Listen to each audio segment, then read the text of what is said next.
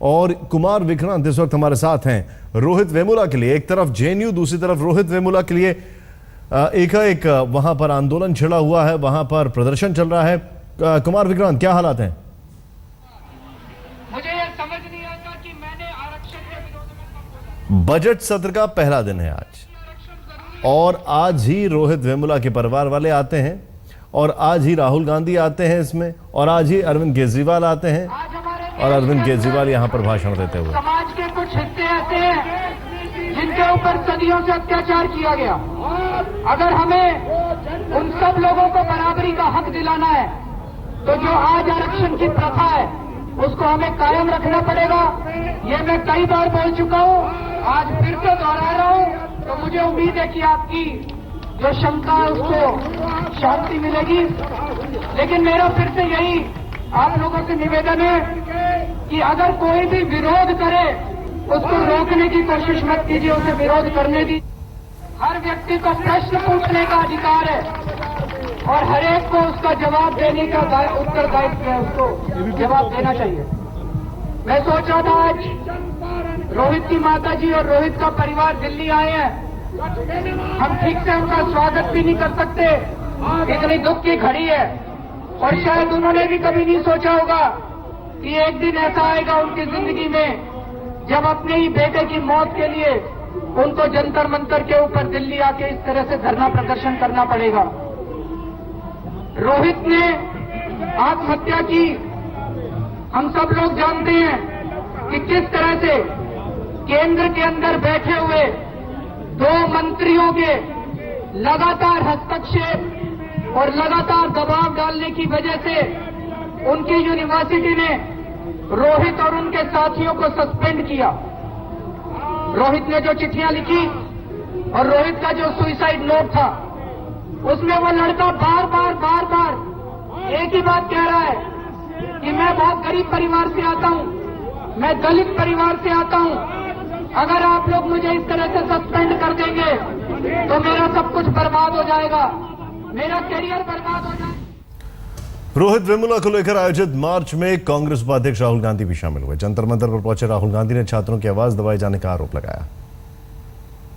RSS के BJP के लोग चाहते हैं कि पूरे देश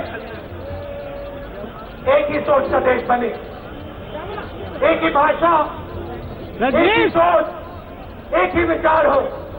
और हिंदुस्तान चाहता है कि करोड़ों विचार हो, करोड़ों सोच हो, इमेजिनेशन हो, क्रिएटिविटी हो। हमारी यूनिवर्सिटीज में बहुत सारे लोगों के साथ ये होता है, माइल लड़कियों को दबाया जाता है, दलितों को, आदिवासियों को, अलग अलग लोगों को दबाया जाता है। मैंने उनसे कहा कि अगर आप सचमुच में इससे लड़ना चाहते हो तो हमें एक कानून की जरूरत है, एक ऐसा कानून जो कॉलेजेस में, यूनिवर्सिटीज में डिस्क्रिमिनेशन को बंद करे, जो कॉलेजेस में, यूनिवर्सिटी में जो युवाओं की आवाज है उसको दबाने से रोके।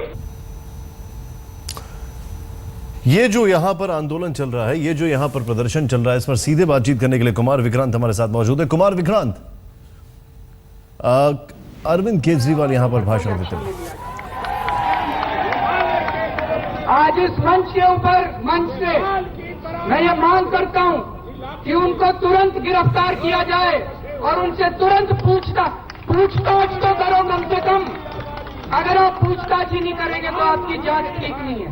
आपकी जांच इसका मतलब प्रेजुडिस है, आपने मन बना लिया कि आप अपने मंत्रियों के खिलाफ कोई एक्शन नहीं लेंगे। अभी ज्वाइंट एक्शन फोरम की तरफ से मुझे एक कागज दिया गया जिसमें यह मांग की गई है कि रोहित एक्ट, ऐसा एक कानून लाया जाए रोहित को श्रद्धांजलि देने के लिए कि किसी भी एजुकेशनल इंस्टीट्यूशन के अंदर किसी भी किस्म का पॉलिटिकल इंटरफेरेंस नहीं होना चाहिए। हम ऐसे कानून के पूरे पक्ष में हैं कि किसी भी education, leave the educational institution to the educationist, leave the educational institution to the academics, don't interfere in the educational institution. Educational institution के अंदर किसी किस्म का दखल अंदाजी नहीं होनी चाहिए। लेकिन मैं ये देख रहा था कि आज की ये सरकार, केंद्र सरकार उन्होंने एक तरह से दलितों के खिलाफ पूरा मोर्चा खोला हुआ है। आईआईटी चेन्नई के अंदर आप लोगों को याद होगा, पेरियार अंबेडकर फोरम के ऊपर एक सेमिनार होने जा रहा था और केंद्र सरकार ने ऑर्डर पास करके उसको रुकवाया था। अभी मध्य प्रदेश के अंदर 2 दिन पहले अंबेडकर के ऊपर एक सेमिनार होने जा रहा था, वहां पे एक प्रोफेसर के ऊपर गोली चला दी गई और यहाँ पे दलितों के ऊपर इस किस्म का अत्याचार किया जा रहा है। ऐसे लग रहा है कि केंद्र सरकार ने देश के अंदर अंबेडकर, बाबा अंबेडकर के खिलाफ और दलितों के खिलाफ एक मोर्चा खोल दिया है। और ऐसा लग रहा है कि इसी तरह से केंद्र सरकार ने स्टूडेंट्स के खिलाफ एक मोर्चा खोल दिया है। मैंने पहले भी बोला था, मोदी जी स्टूडेंट से पंगे मत लेना। अगर देश के स्टूडेंट खड़े हो गए, अगर देश के स्टूडेंट इकट्ठे हो गए तो ये आपकी ऐसी कुर्सी हिलाएंगे कि आपको पता भी नहीं चलेगा। एफटीआई से शुरू किया था इन लोगों ने।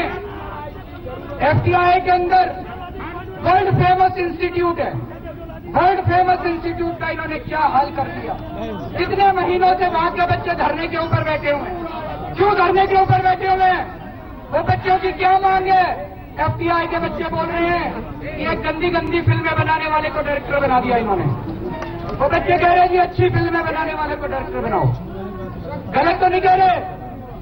तो उसके बाद इन्होंने हैदराबाद के अंदर रोहित को और उसके साथियों को सस्पेंड कर दिया, रोहित को आत्महत्या करने पे मजबूर किया। उन्होंने आईआईटी चेन्नई के अंदर इस तरह से किया। कल बीएचयू के अंदर गए थे प्रधानमंत्री जी, वहां पर उनको काले झंडे दिखाए गए, उनके खिलाफ विरोध प्रदर्शन किया गया। ऐसा क्या हो गया कि वही युवा जिन्होंने नरेंद्र मोदी को प्रधानमंत्री बनाया था, आज 1.5 साल के अंदर देश का सारा युवा प्रधानमंत्री के खिलाफ खड़ा हो गया था।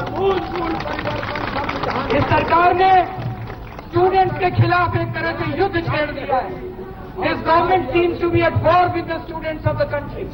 और केवल स्टूडेंट्स नहीं, हर तबका आज नाराज है इस सरकार से, मोदी सरकार से। इंडस्ट्रियलिस्ट नाराज हैं, ट्रेडर्स नाराज हैं, दलित नाराज हैं, मुसलमान नाराज हैं, क्रिश्चियंस नाराज हैं, टीचर्स नाराज हैं। इनसे कौन खुश है? सबके अच्छे दिन तो नहीं आए, सबके बुरे दिन एक एक करके आ रहे हैं दोस्त। और आजकल इन लोगों ने देशभक्ति के सर्टिफिकेट बांटने चालू कर दिए हैं। कौन देशभक्त है, कौन देशद्रोही है, इसके सर्टिफिकेट बांट रहे हैं ये लोग। किसी को भी मार देंगे, किसी को भी पीट देंगे। जब पूछोगे क्यों मारा, कहेंगे ये भारत के खिलाफ नारे लगा रहा था। किसी का भी बलात्कार कर दो और बोलो क्यों किया, ये भारत के खिलाफ नारे लगा रहा है। किसी का भी मर्डर कर दो, बोलो क्यों किया, ये भारत के खिलाफ नारे लगा रहा है। ये गुंडागर्दी। श्रीनगर के पास पंपोर में आतंकवादियों के साथ शनिवार से जो मुठभेड़ चली आ रही थी, उसमें 2 आतंकवादियों को मार गिराया गया है। सीधे अशरफ वाणी के पास लिए चलते हैं। अशरफ, क्या अभी और आतंकवादी हैं या